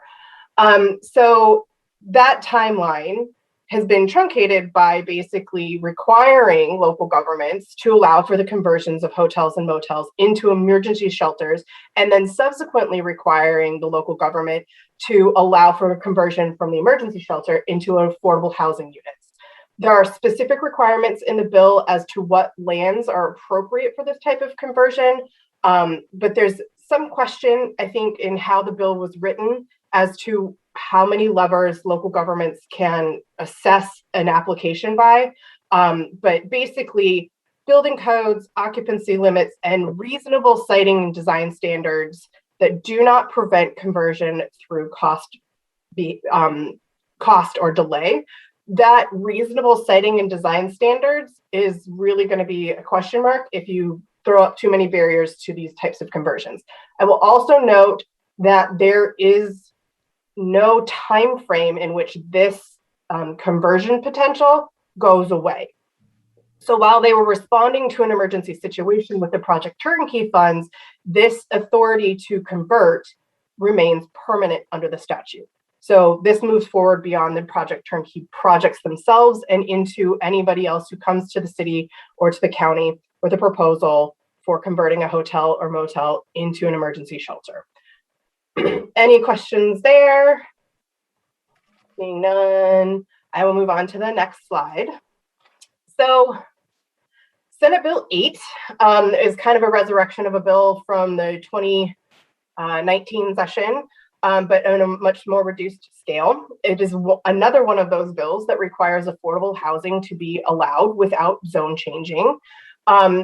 Primarily focusing on affordable housing, which is defined as housing that remains affordable to certain income levels. I believe there's one standard for below 60 and one standard for below 80. I might be a little bit wrong on that. You think I'd remember things I read 2 minutes ago, but I don't. But anyway, so, but it has to remain affordable for 30 years. That has to be done in a way that is enforceable. So if affordable housing is available for the next 30 years, it allows developers, be they public or housing authority types, to develop an affordable housing project on lands that are not zoned for residential use. There are some limits on what types of lands are really being affected here. Commercial lands, religious use lands, and light industrial lands, really there's very little flexibility for local government. Heavy industrial lands are not subject to this requirement. And I think that that's because you don't want to put people living in the middle of a heavy industrial area. There are limits of the considerations around the property's suitability for residential use. The review is really limited to the ability to provide services, traditional urban services like water, stormwater, that type of thing. hazardous conditions like landslide probability, extremely steep, being in flood zones, or as use as a natural resource. So those kind of land exemptions exist within the bill, but that's really the limitations that of the process that you can place on these. So again, there's no rulemaking around all this. I kind of want to highlight in those next actions what the next action by the state or local government would be. So basically right now, this is the law of the land, and local governments need to make sure that they have a process in place by which these projects can be approved without having to go through a rezoning, which significantly can reduce the cost and time it takes to have these projects from idea to fruition, which for a low-income housing developer, time is very truly money. So that was the direction that Senate Bill 8 was taking, and this is the resulting bill. Next slide, please. Senate Bill 458 is a follow-up on House Bill 2001 from 2019, which was the bill that requires cities to allow for certain types of middle housing. I put that in quotes not because of any sarcasm, but because that is a defined term, and I didn't want to go into the full definition. But anyway, one thing that came forward is developers realized that they can create a duplex or a quadplex, but they can't necessarily make it simple to sell the units separately. And if 2001 is supposed to be a step into the purchasing market by creating units that are going to be traditionally less expensive because they are smaller in size, it makes sense to be able to partition or subdivide the lots in such a manner that they become individually saleable. In order to accomplish that, developers decided that they needed that process of subdividing or partitioning or subdividing to occur at the same time as the development process, and permitting or the development review took place. And they came up with this very convoluted and very difficult to implement bill. So local governments, counties, cities sat down with the development community and tried to create a simpler version of a process, piggybacking on what is a process that every city should already have related to expedited land division. So basically, instead of trying to create a wheel of process for middle housing and a wheel of process for regular housing, there's one process to expedite that land division so that those individual units become more easily saleable. So there is time to implement that process at the local level that goes hand in hand with the time frame for House Bill 2001. And essentially, this process has to be in place by July 1st, 2022, which is when your middle housing code also has to be on the books. So they go hand in hand, which we felt was the right timing, and gave staff the ability to incorporate the work into the work they were already undertaking under House Bill 2001. Mayor Beatty. Thank you for talking about this piece, because I think it's something when we're talking about upward mobility and purchasing and being able to buy homes, the ability to purchase smaller ones. Is this code change only for non-commercial property like 5 plexes and less, or is this also the same criteria for like converting an apartment building to condos, for say? So condo law is a tricky, sticky wicket that I don't fully understand, but it is one that I think is a block to a lot of development. The way that this was envisioned by the development community was really for units that sit on their own physical lot. But it applies to all of the middle housing types. So from duplexes up to townhomes and including cottage clusters. So if we did have extensive conversation about if they're partitioning vertically, not just horizontally over a space of land, how all of this works. And I can't remember exactly where we came down, but I'm happy to follow up on any question around that.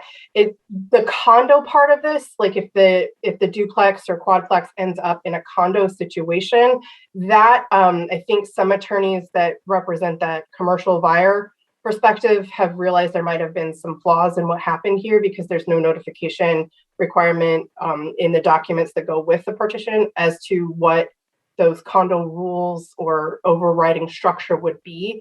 But honestly, it's because we, those of us at the table, were not condo law experts. We were land use nerds. So I don't know if that answers your question. I can follow up with further information if that's something you'd like. Yeah, I think it's something we're all talking about, affordable home ownership. And the only way to do it is to get people into smaller, cheaper areas. And I know you work closely with Gwen, so I think if the three of us could continue to have this conversation, because I also think the way they subdivide it could turn it into a condo. But we're talking about House Bill 2001 a lot, and this hasn't come up. So I'm glad you brought this up today. Yeah, it's an important bill that I think a lot of city folks like LOC and the city of Beaverton spend a lot of time thinking through how we can actually do these sorts of things. And the county was there because we are also subject to House Bill 2001's requirements within the urban unincorporated areas. So I will follow up with you and with Gwen, and we can talk through it some more. So a little bit of future casting here.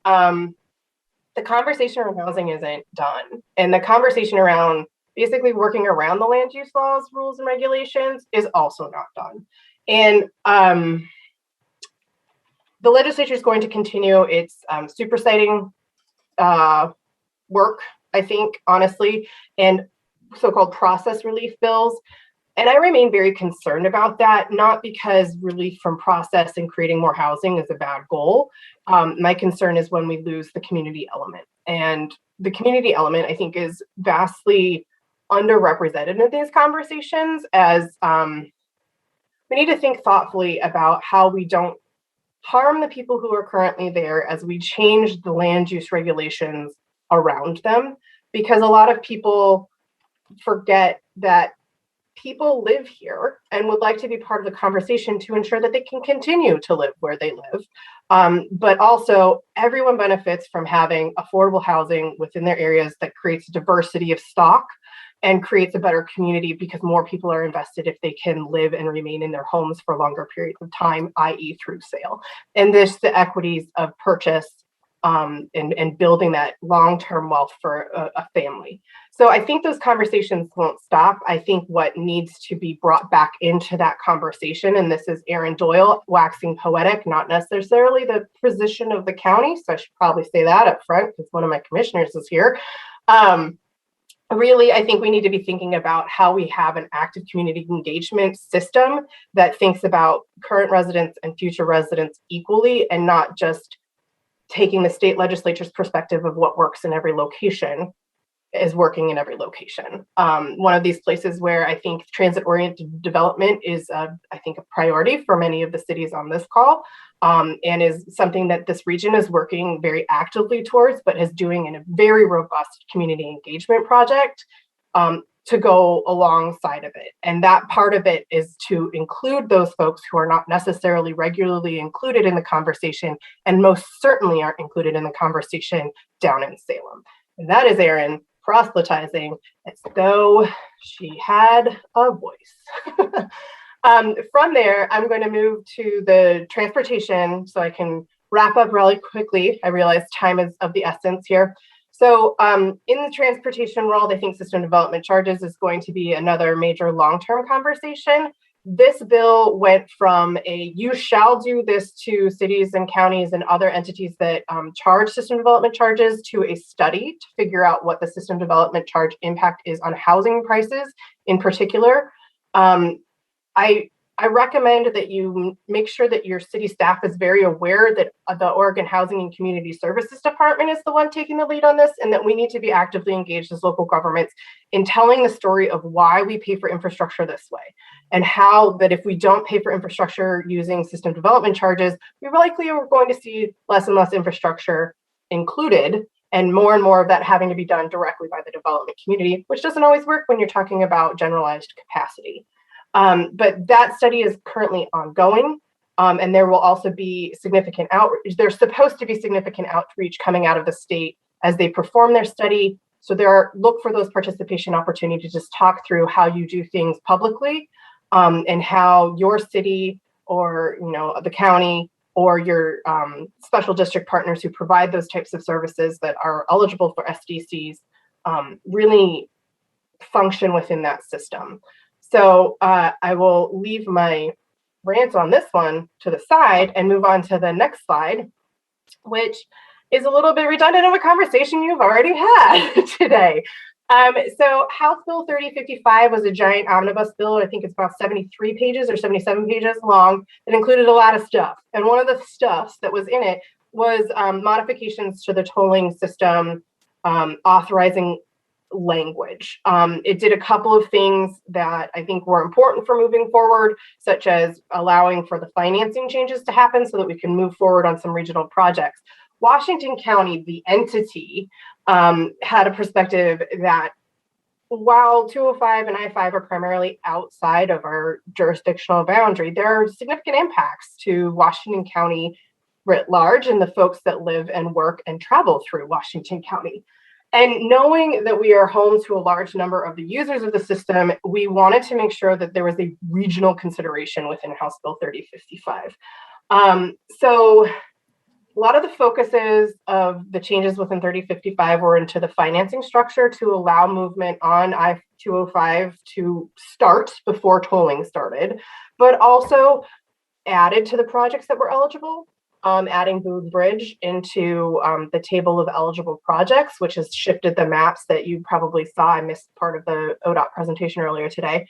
But I will also point out there were specific issues that were intentionally not addressed in 3055. One was the definition of the corridor, and the other was the definition of diversion. Those are part of the NEPA process that ODOT is undertaking, and we really felt that we couldn't handicap the review of these projects by having ODOT limit its focus on what the corridor was, because that really prevents a regionalized solution, because the diversion isn't going to just happen in one area, it's going to happen throughout the regional system. Councilor Pace was asking questions because you have to think about what are the impacts to even like Highway 26 and where does all that come into all of this? And while it's not necessarily reflected in the projects that are going to be supported directly by the I-5 and 205 tolling, it needs to be part of the conversation because that's part of our connectivity. And if diversion occurs where people start using 217 up to 26 to avoid paying tolls on I-5, it has a massive impact on Washington County and all of the folks who are just trying to get from Tigard up to Beaverton. If you're also fighting everyone trying to get from Salem to Vancouver, that is, I think a lot of those conversations will continue to be moved forward. I will also say that we did work really closely as a region from a local government perspective.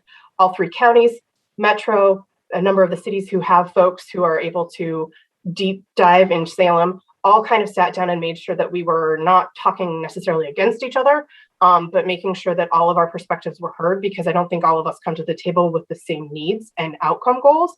But we really did want to see one big outcome, and that's a functional regional system that meets the intended goals of House Bill 2017 of creating better infrastructure and also making that infrastructure less congested because we have alternative ways in which to get through the system. But we want smart, usable, pragmatic things. I think the last thing I'll say on House Bill 3055 is the other ongoing conversation about the extent to which Article 9 of the Oregon Constitution applies, which really limits how dollars raised related to the operation and running of vehicles to the actual infrastructure itself, as opposed to other things that DOJ has deemed out of bounds. For example, the operations of transit as opposed to the infrastructure that supports it. So these fine lines that Article 9 is going to cut, I think you're starting to see that conversation in the Rose Quarter conversation as they talk about the lid and how supportive that lid has to be and who pays for what half of that. So I imagine that we need as a region and as a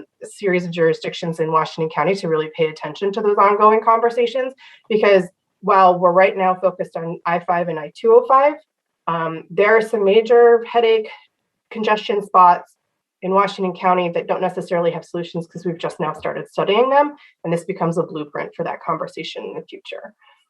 Looking forward on transportation, I think the next big conversation is going to be how we continue to pay for infrastructure and moving away from gas tax, which is seeing lower and lower returns, into something probably that looks like a road user charge. That conversation, I think they're going to try and continue in 2022, looking for resolution of it in 2023. I think the other big weighty conversation that's going to happen is the interstate bridge replacement project and what they do to how they're going to finance that. Given that two states have to agree to the solution. With that, I will go to the final slide, which is very robust. Any questions, anything further? And I hate to stifle conversation, but we're a little bit behind. We're about 3 minutes or so behind schedule. My bad. It's all Talk good. too much. Good, Any good hot conversation. questions then? Aaron, you do represent us when you're down there. So your opinions, you need to align those with the county, but also you do need to understand, and I think your point was valid, that there's a way to make this fit in and not destroy the community, right? To be able to do middle housing and not destroy a community. I've talked at length with folks about the destruction I've seen at points in Portland. We can do better. There is a way to do this. We just need to focus on doing it that way. So that takes us around the corner. Mpac Agenda. Pete? Thank you, Chair. The upcoming agenda has not yet been published for next week's meeting of Mpac on the 27th. But as we look at the work program scheduled tentatively for the 27th, the regional mobility policy update, case study findings, that'll be Kim Ellis's job. Also a look at the park and nature levy renewal, and also solid waste discussion. You got a comment or a request, those of you that are MMC members got a request to have that conversation at MMC. We probably will do that sometime in the next week or so. So solid waste discussion will be up and coming. They've set aside tentatively an hour for that. Other items, obviously the regional mobility policy is out there in the offing on December 8th. The November's meeting has been canceled. The parks progress, I talked about that. Growth trends, and there will also, I am sure, be a discussion on redistricting somewhere down the road. Metro, I saw this morning, put out a website for discussion on that particular aspect, since they have to examine the census and then figure out what the new boundaries for the districts for Metro will be. So I think that's it. Any questions for Pete? Okay, with Steve out, I'll take the JPEG. Excuse me, Jeff, I think Mayor Beatty had a question or comment. Mayor Beatty. It wasn't a comment for P because I thought we were done. I think, Jeff, if you could tell us how you say your last name, because I've heard it like 4 different ways, and as somebody's name who's often mispronounced, I thought, let's just clear the air so we're all calling you the same thing. Delane. It's Swedish. It's the biggest county in Sweden. That would be like their states, our states. That's theirs, a county. Delane. Thank you. Since Mayor Calloway's not here, I'll take JPEG. So big things coming up. Intro on the I-205 tolling project, RTP amendment. This will be followed by the MTIP amendment for toll project funding. So that's a big one. We talked about a bunch of it here today. Updates on the Interstate Bridge Program and a memo from the Metro staff proposal for additional review of information for the MTIP amendment process. And then we invited our Metro councilors here. We're a little tight on time, but they may want to tip in on this. There's been some discussion on understanding the MTIP evaluation revision memo in the JPEG packet with an explanation of why we might be changing evaluation and guidelines. And for those that aren't up on the chit chat, this is in relationship to projects greater than $100 million and that might add capacity to a highway up to and including auxiliary lanes. And the concern that's been raised about that in our discussions is, well, what if we don't think they meet the evaluation? So how does JPAC Metro approve things, especially stuff that's already in the existing MTIP program? Okay. And then do we have additional potential ability for local projects or screening criteria for future RTP? So there's some questions, concerns. Councilor Gonzalez or Rosenthal, do you want to talk on this at all for a minute? I'm happy to go first, Councilor Rosenthal, if you're okay with that. Well, thanks first and foremost. Chris Steffenbach did reach out to us over the weekend and give us opportunity to prepare comments as well. I think what I would like to really share first and foremost is that we're not changing policy, we're not changing criteria, we're not changing anything in terms of the evaluation framework that happens within the approved RTP or the MTIP amendment. In that sense, what we're doing is creating this temporary change for the process for those projects that you just mentioned. And this really stems from the first set of MTIP amendment that came through for I-205. It created, it created a level of discussion around the council in terms of, why is this project being, feel like it's being expedited so quickly? How does this plug into the RTP? We really didn't feel like we had enough time necessarily in terms of that. So basically what we're doing with the process that the council is moving forward is we are looking to ensure that these MTIP amendments do reflect the priorities of the 2018 RTP. And essentially that's what it comes down to. I'd be happy to have Councilor Rosenthal chime in as well. I would just add, or very little. I mean, I think Councilor Gonzalez mentioned it. I mean, there was concern among council staff that some of these larger projects have a little bit more nuance or a little bit more complications, particularly when it comes to climate, safety, equity, and congestion relief issues. And they're more complicated and just require a little bit more thought. The criteria remain the same, but we just needed a little more time to consider them so they don't look like they're rushed. So like Councilor Gonzalez says, there's no real change in the process, just taking some of them out and saying, make sure we really have time to really think about these thoroughly.